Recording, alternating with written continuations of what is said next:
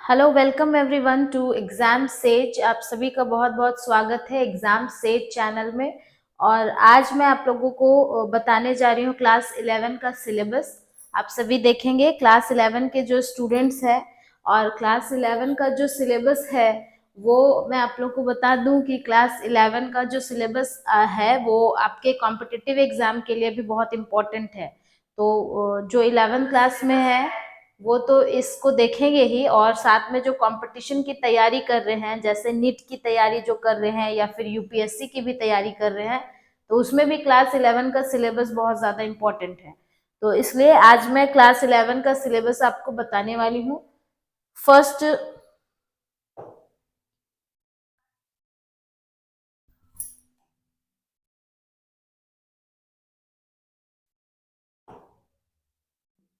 आप लोगों को सबसे फर्स्ट चैप्टर फर्स्ट यूनिट से मैं पढ़ाऊंगी। तो हाँ, क्लास 11 का फुल सिलेबस आप लोग देख लेंगे आज की क्या क्या हम लोग को क्लास 11 में पढ़ना है। तो सबसे पहला जो यूनिट है क्लास 11 का वो है diversity in living organism. Diversity in living organism सबसे पहला चैप्टर है आप लोगों का। और इस डाइवर्सिटी के अंदर बहुत सारे जो लिविंग ऑर्गेनिज्म है उनको पढ़ना है आप लोगों को। जैसे डाइवर्सिटी का मतलब क्या है वो मैं आपको बता दूं। डाइवर्सिटी मतलब डिफरेंट लिविंग ऑर्गेनिज्म। हमारे अर्थ में, हमारे पृथ्वी में बहुत सारे अलग अलग टाइप के लिविंग ऑर्गेनिज्म रहते हैं, तो उन सभी को हम लोग डाइवर्सिटी बोलते हैं। तो उसी को हम लोग इस यूनिट में पढ़ेंगे। और डाइवर्सिटी ऑफ लिविंग ऑर्गेनिज्म के अंदर आपका मेनली आता है 4 चैप्टर्स, जो कि मैं लिखवाने जा रही हूँ। आप सभी ध्यान से देखेंगे। पहला चैप्टर जो इसमें है, फर्स्ट चैप्टर जो इसमें आएगा वो है आपका the living world.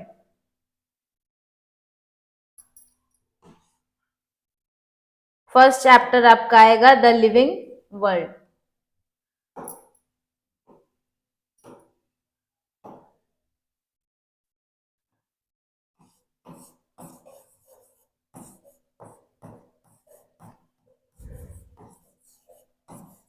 The living world आपका फर्स्ट चैप्टर आएगा, जिसमें हम लोग पढ़ेंगे कि किस तरह से हमारे लिविंग वर्ल्ड में कौन कौन से जीव जंतु रहते हैं, अलग अलग टाइप के जो एनिमल्स है, जो प्लांट्स है, उन सभी के बारे में हम लोग देखेंगे इसमें कि द लिविंग वर्ल्ड में किस तरह के प्राणी रहते हैं और हमारा जो लिविंग वर्ल्ड है उसमें क्या क्या फीचर्स है।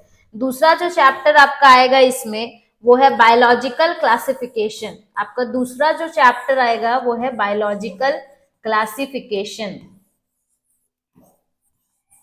बायोलॉजिकल क्लासिफिकेशन बायोलॉजिकल क्लासिफिकेशन में मैं बता दूं आप लोगों को कि बायोलॉजिकल क्लासिफिकेशन जो है उसमें क्लासिफाई किया गया था पहले 2 कैटेगरी में, that is plants and animals. पूरे लिविंग वर्ल्ड, पूरे पृथ्वी में जितने भी लिविंग थिंग्स है उन सभी को क्लासिफाई करके 2 किंगडम में बांटा गया था, प्लांट्स और एनिमल्स में। लेकिन बाद में पता चला कि और भी जीव जंतु हैं जो कि ना तो प्लांट के जैसे दिखते हैं और ना ही एनिमल्स के जैसे। तो उन सभी को फिर अलग अलग कैटेगरी में करके 5 किंगडम ऑफ क्लासिफिकेशन दिया गया था। तो वो सभी बातें हम लोग इस चैप्टर में पढ़ेंगे। थर्ड जो चैप्टर आपका इसमें आएगा वो है प्लांट किंगडम। इसमें मेनली हम लोग पढ़ेंगे प्लांट्स के बारे में।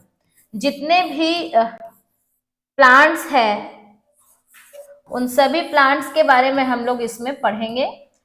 और प्लांट्स को हिंदी में पादप बोलते हैं। तो उन सभी पेड़ पौधे के बारे में हम लोग इसमें पढ़ेंगे कि क्या फीचर्स होता है प्लांट्स में। और नेक्स्ट जो चैप्टर आपका इसमें आएगा वो है एनिमल किंगडम। नेक्स्ट जो चैप्टर है वो है एनिमल किंगडम। एनिमल किंगडम में हम लोग एनिमल्स के बारे में पढ़ेंगे, जितने भी जानवर है। तो इसमें आपको मैं बता दूं कि एनिमल किंगडम में 11 फाइलम आता है, अलग अलग 11 कैटेगरीज हम लोग इसमें पढ़ेंगे। तो ये हो गया आपका यूनिट 1 जो कि है डाइवर्सिटी ऑफ लिविंग ऑर्गेनिज्म, जिसमें हम लोग 4 चैप्टर्स पढ़ेंगे। पहला चैप्टर है द लिविंग वर्ल्ड, दूसरा है बायोलॉजिकल क्लासिफिकेशन, तीसरा है प्लांट किंगडम, और जो फोर्थ वन है वो है आपका एनिमल किंगडम। चलिए, तो दूसरा अब हम लोग देख लेते हैं यूनिट कौन सा है। तो सेकेंड यूनिट आपका इसमें है structural organisation in plants and animals. Structural organisation in plants and animals. Animals और प्लांट्स का स्ट्रक्चर क्या है, किस तरह के उसमें लीफ है अगर तो लीफ का स्ट्रक्चर कैसा है, एनिमल्स है तो किन के पास 3 चैम्बर्ड हार्ट है, किन के पास 4 चैम्बर्ड हार्ट है, तो ये सभी चीजें हम लोग इसमें देखेंगे। और स्ट्रक्चरल ऑर्गेनाइजेशन कहाँ से हुआ है उनका, प्लांट्स का जो है वो कैसा है ढांचा, है ना, और उसका जो स्ट्रक्चर है वो कैसा है, प्लांट्स का स्ट्रक्चर कैसा है, वो सभी बातें हम लोग इसमें देखेंगे। तो इसमें भी फर्दर आपका 3 चैप्टर आ जाएगा। पहला चैप्टर आपका जो इसमें आ जाएगा वो है मॉर्फोलॉजी ऑफ फ्लावरिंग प्लांट। सबसे पहले हम लोग देखेंगे morphology, morphology in flowering plants. तो मॉर्फोलॉजी का मतलब होता है जो आपको बाहर से दिखता है, एक्सटर्नल फीचर्स। जैसे कि आप देखेंगे अभी हम लोगों के पास देखेंगे तो 2 कान आपको दिख रहा होगा, एक नाक दिख रहा होगा, है ना, 2 हाथ दिख रही होगी, लेकिन आपको मैं बता दूं कि जो प्लांट्स है उनमें हाथ पैर और नाक ये सब फीचर्स नहीं होते हैं, तो उनमें क्या होते हैं, तो इसी चीज को हम लोग इस चैप्टर में पढ़ेंगे कि बाहर से आपका अगर उसमें स्ट्रक्चर दिख रहा है, अगर लीफ है तो उसका स्ट्रक्चर कैसा है, और अगर आपका उसमें सीड्स है तो क्या उसमें स्ट्रक्चर जा रहा है उसका, तो मॉर्फोलॉजी हम लोग देखेंगे जो बाहर से दिखता है। दूसरा जो इसका चैप्टर आएगा इसमें वो है एनाटॉमी। अब इसी का उल्टा होता है एनाटॉमी। एनाटॉमी का मतलब होता है इंटरनल फीचर्स। तो anatomy of flowering plants, flowering plants का पहले हम लोग मॉर्फोलॉजी देखेंगे, एक्सटर्नल फीचर्स, और फिर इसमें हम लोग देखेंगे internal features, that is anatomy.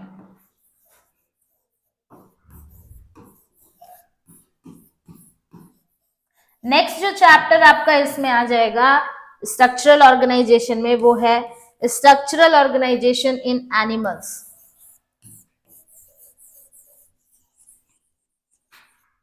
Structural organisation in animals.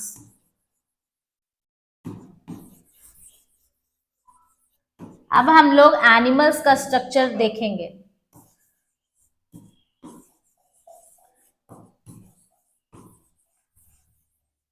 तो ये है आपका सेकेंड यूनिट जिसमें है structural organisation in plants and animals, जिसमें आपका 3 चैप्टर्स आ जाएगा। Morphology in flowering plants is the first chapter. दूसरा चैप्टर जो इसमें है आपका वो है एनाटॉमी ऑफ फ्लावरिंग प्लांट्स। तीसरा चैप्टर जो है वो है स्ट्रक्चरल ऑर्गेनाइजेशन इन एनिमल्स। तो ये 3 चैप्टर्स आपको इसमें पढ़ना है जो कि सेकेंड यूनिट है। आइए आगे बढ़ते हैं हम लोग थर्ड यूनिट के बारे में देखते हैं। तो third unit is very much important for your 11 class, और ये आपके क्लास के लिए तो इम्पोर्टेंट है, साथ में जो लोग नीट की तैयारी कर रहे हैं या जो लोग आगे की तैयारी कर रहे हैं कंपटीशन की, उन लोगों के लिए भी ये बहुत ज्यादा इंपॉर्टेंट चैप्टर है, cell the structure and function. तो इसमें आपका फर्दर 3 चैप्टर्स आ जाता है। सबसे पहला जो चैप्टर है वो तो खुद एक सेल है, और इसमें the unit of life, cell को क्या बोलते हैं, द यूनिट ऑफ लाइफ बोलते हैं, क्योंकि हम सभी जो जीव जंतु हैं, जितने भी प्लांट्स हैं, एनिमल्स है ना, और जितने भी जीव जंतु हैं वो सभी सेल से बने हुए हैं, कोशिका से बने हुए हैं। तो ये चैप्टर बहुत ज्यादा इंपॉर्टेंट होने वाला है आप लोगों के लिए। इससे भर भर के क्वेश्चंस पूछे जाते हैं, और ये बहुत ही ज्यादा इंपॉर्टेंट इसलिए भी है क्योंकि बिना सेल के कोई लाइफ भी पॉसिबल नहीं हो पाता है। दूसरा जो आपका चैप्टर है इसमें वो है बायोमोलिक्यूल्स। बायोमोलिक्यूल्स, तो मैं बता दूं आप लोगों को, बायोमोलिक्यूल्स मतलब ऐसे मॉलिक्यूल्स जिनसे हम सभी बने हैं, जिनसे हमारा बायोलॉजी बना है, हमारा लाइफ बना है। जैसे कार्बोहाइड्रेट हो गया, प्रोटीन हो गया, तो इन सभी का स्ट्रक्चर और इन सभी चीजों के बारे में हम लोग इस चैप्टर में पढ़ेंगे। Again it is a very important chapter. Next आपका जो चैप्टर इसमें होने वाला है वो है cell cycle and cell division. Cell cycle and cell division. हम लोग जो इतने बड़े प्राणी बने हैं, मल्टी सेलुलर जीव हैं हम लोग। मल्टी सेलुलर का मतलब होता है कि बहुत सारे कोशिकाओं से बने हुए हैं, बहुत सारे सेल से हम लोग बने हुए हैं, और वो सभी सेल कैसे डबल होता है, तो उसके लिए एक प्रोसेस लगता है जिसको बोलते हैं हम लोग सेल डिवीजन। एक सेल दूसरा सेल बनाता है, दूसरा सेल तीसरा सेल बनाता है, तो इसी तरह से सेल जो है वो बढ़ते चले जाते हैं, और उस प्रोसेस को हम लोग बोलते हैं सेल डिवीजन। तो वो कैसे होता है, उसमें क्या क्या चीजें लगती हैं, इन सभी को हम लोग इस चैप्टर में देखेंगे। तो थर्ड यूनिट आपका कंप्लीट हो गया। थर्ड यूनिट में हम लोगों ने क्या देखा, cell, that is structure and function.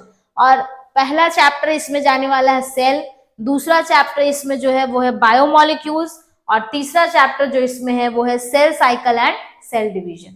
तो ये हो गया। अब चलिए हम लोग आगे बढ़ते हैं। सेल हो गया। नेक्स्ट चैप्टर जो आपका इसमें जाने वाला है, नेक्स्ट यूनिट जो जाने वाला है वो है unit 4, that is plant physiology. Again it is a very very important unit. इससे आपके 11th क्लास में सबसे ज्यादा क्वेश्चंस पूछे जाते हैं। और ये भी इसमें कुछ यूनिट्स ऐसे हैं, कुछ टॉपिक्स ऐसे हैं जो कि आपके कॉम्पिटिटिव एग्जाम के लिए बहुत ही ज्यादा इंपॉर्टेंट है, हर साल ये पूछा जाता है।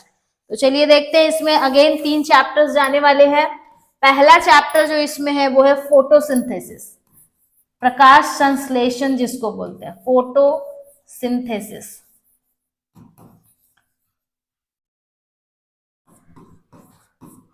फोटोसिंथेसिस जो है वो बहुत ही इंपॉर्टेंट प्रोसेस होता है प्लांट्स में।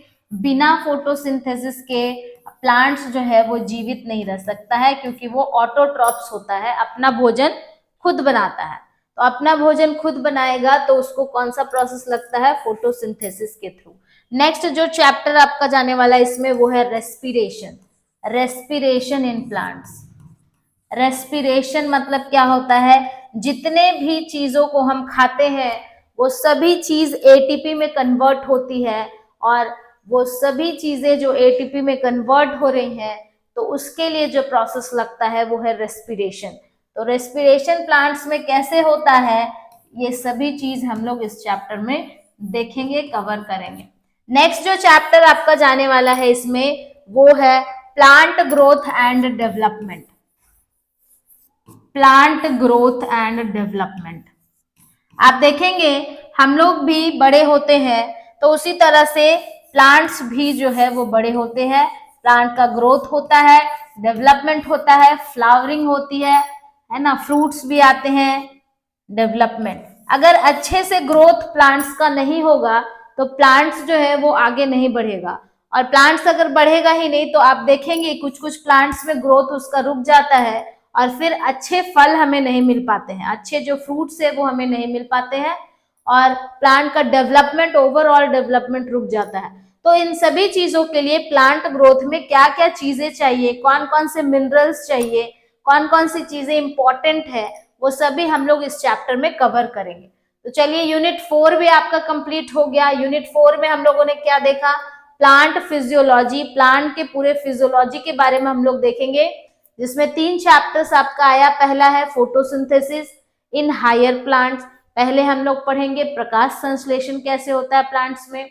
दूसरा हम लोग पढ़ेंगे रेस्पिरेशन इन प्लांट्स, प्लांट्स जो है वो रेस्पायर कैसे करता है, किस तरह से वो एटीपी बनाता है, किस तरह से अपने पूरे बॉडी के मैकेनिज्म को वो कंट्रोल करता है। नेक्स्ट जो चैप्टर आपका इसमें है वो है प्लांट ग्रोथ एंड डेवलपमेंट, तो प्लांट के ग्रोथ के बारे में पढ़ेंगे और उसके डेवलपमेंट के बारे में पढ़ेंगे। चलिए आगे बढ़ते हैं हम लोग। तो नेक्स्ट जो यूनिट आने वाला है आपका वो है human physiology, that is the last unit of class 11। और ये ह्यूमन फिजियोलॉजी में आपका 6 चैप्टर्स जाएगा, बहुत ही लंबा यूनिट है ये, और 6 चैप्टर्स आपके कवर होंगे इसमें ह्यूमन फिजियोलॉजी में। तो ह्यूमन के पूरे फिजियोलॉजी के बारे में हमें इसमें पढ़ना है, ह्यूमन के अंदर किस तरह से कौन कौन चीजें, कौन कौन सी mechanism, digestion, absorption, assimilation, respiration, है ना, metabolism, excretion, chemical coordination, hormonal control, ये सभी चीजें हम लोग इस यूनिट में कवर करेंगे। तो आइए देखते हैं इसमें पहला चैप्टर कौन सा जाने वाला है। तो इसमें सबसे पहला चैप्टर जाने वाला है breathing and exchange of gases. इसमें एक और चैप्टर था डाइजेशन, जिसको इस बार एनसीईआरटी बुक से हटा दिया गया है, इस बार के सिलेबस में वो नहीं है, तो आप लोग उसको नोट डाउन कर लेंगे कि इस बार वो चैप्टर हटा दिया गया है। तो सबसे पहला चैप्टर कौन है, breathing and exchange of gases, breathing and exchange of gases. Breathing and exchange of gases में हम लोग रेस्पिरेटरी सिस्टम पढ़ेंगे, जिसमें मेन ऑर्गन आपका जाएगा लंग्स। लंग्स से हम लोग रेस्पायर करते हैं, क्योंकि हम लोग ह्यूमन है, तो हमारे पास जो मेन रेस्पिरेटरी ऑर्गन है वो है लंग्स। तो इसमें हम लोग वो पूरा सिस्टम पढ़ेंगे, रेस्पिरेटरी सिस्टम कैसे वर्क करता है। दूसरा जो आपका चैप्टर इसमें जाने वाला है वो है body fluids and circulation. Body fluids and circulation. तो बॉडी फ्लूइड्स एंड सर्कुलेशन में हम लोग ब्लड पढ़ेंगे, ब्लड में कितने तरह के सेल्स होते हैं वो सभी चीजें पढ़ेंगे। और इसमें हम लोग सर्कुलेटरी सिस्टम पढ़ेंगे, हार्ट के बारे में पढ़ेंगे, हमारा दिल कैसे काम करता है। तो हमारा दिल ही एक चीज है हमारे बॉडी में, वो ऑर्गन है जो कि बिना स्टॉप हुए कभी वो रुकता नहीं है और बिना स्टॉप हुए रेगुलरली काम करते रहता है। तो वो क्या है, सर्कुलेटरी सिस्टम है। तो उसे हम लोग इस चैप्टर में कवर करेंगे। थर्ड जो चैप्टर आपका इसमें होने वाला है वो है excretory products and elimination. Excretory products and there elimination.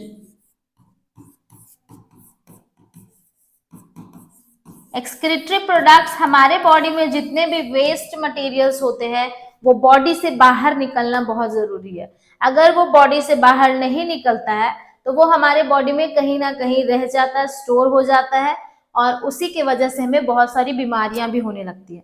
तो उन सभी को बॉडी से बाहर निकालने के लिए हमारे बॉडी ने एक बहुत ही अच्छा, बहुत ही खूबसूरत सा एक सिस्टम बनाया है, सिस्टम है हमारे पास, जिसको हम लोग एक्सक्रीटरी सिस्टम बोलते हैं। उसके बारे में हम लोग इसमें पढ़ेंगे। नेक्स्ट जो चैप्टर आपका इसमें आने वाला है वो locomotion and movement. Locomotion and movement. तो हम लोग जो एक जगह से दूसरे जगह पर जाते हैं, मूवमेंट करते हैं, और लोकोमोशन मतलब जो लोकेशन चेंज करके हम मूवमेंट करते हैं उसे लोकोमोशन कहते हैं। तो वो सभी बातें किस तरह से हम लोग लोकोमोट करते हैं, हमारा जो मसल्स है वो कैसे काम करता है, हमारे मसल्स में क्या चीजें हैं प्रेजेंट जिसकी वजह से हम एक जगह से दूसरे जगह लोकेशन चेंज कर पाते हैं, तो वो सभी बातें हम लोग इस चैप्टर में कवर करेंगे, that is locomotion and movement. दूसरा जो चैप्टर इसमें है वो है न्यूरल कंट्रोल एंड कोऑर्डिनेशन।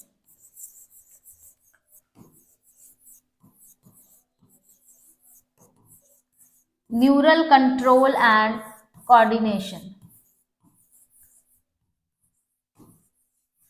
हमारे बॉडी में जो भी चीजें होती हैं वो सभी जो है वो हमारे नर्व्स, नसों के द्वारा कंट्रोल होता है। तो वो सभी सिस्टम जो हमारे पास है वो है नर्वस सिस्टम। नर्वस सिस्टम के बारे में हम इस चैप्टर में कवर करेंगे। नेक्स्ट जो चैप्टर है वो है chemical control and coordination. Chemical control and coordination.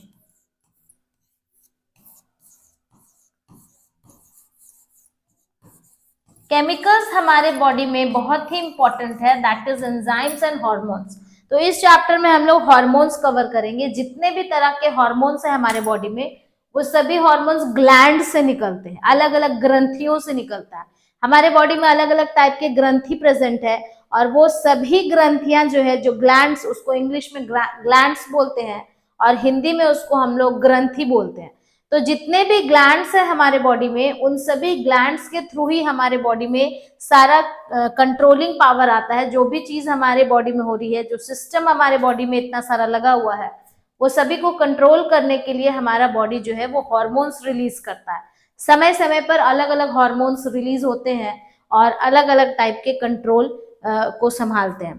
तो उन सभी को हम लोग कहाँ से कौन सा हार्मोन रिलीज होता है, उसका वर्क क्या है, उसका फंक्शन क्या है, वो सभी हम लोग इस चैप्टर में कवर करेंगे, that is chemical control and coordination.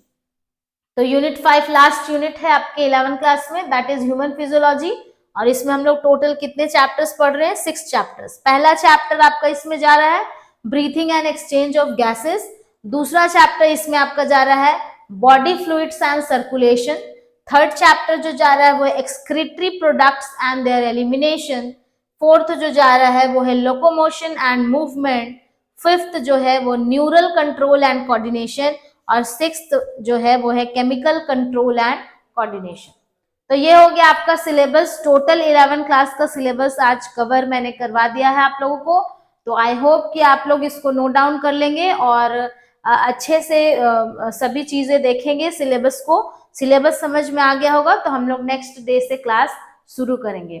Thank you very much. और आप लोग सभी बने रहेंगे एग्जाम सेज चैनल में। धन्यवाद।